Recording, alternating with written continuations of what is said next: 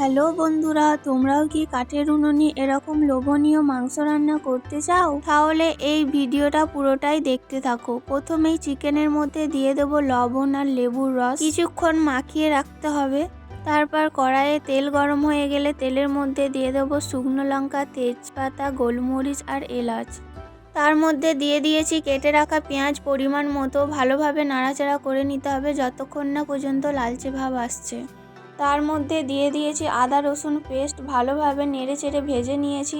ভাজা ভাজা হয়ে গেলে তার মধ্যে মশলা দেব লবণ, হলুদ গুঁড়ো, লঙ্কার গুঁড়ো, জিরে গুঁড়ো, ধনে গুঁড়ো।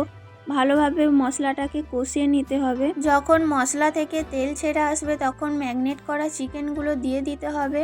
চিকেনটা ভালোভাবে নেড়েচেড়ে কষিয়ে নিতে হবে। এখানে দিয়ে দিয়েছি কাশ্মীরি লঙ্কার গুঁড়ো। তারপর অনেকক্ষণ ধরে নাড়াচাড়া করে নিতে হবে যতক্ষণ না পর্যন্ত মাংস থেকে জল বেরিয়ে আসছে। তোমরা যদি আলু খেতে চাও মাংসের মধ্যে তাহলে তোমরা আলুও দিয়ে দিতে পারো এই কষার সময়। তারপর মাংস আলু সিদ্ধ হয়ে গেলে তার মধ্যে দিয়ে দিয়েছি গোলমরিচের গুঁড়ো, মিট মশলা, গরম মশলা আর ধনে পাতা।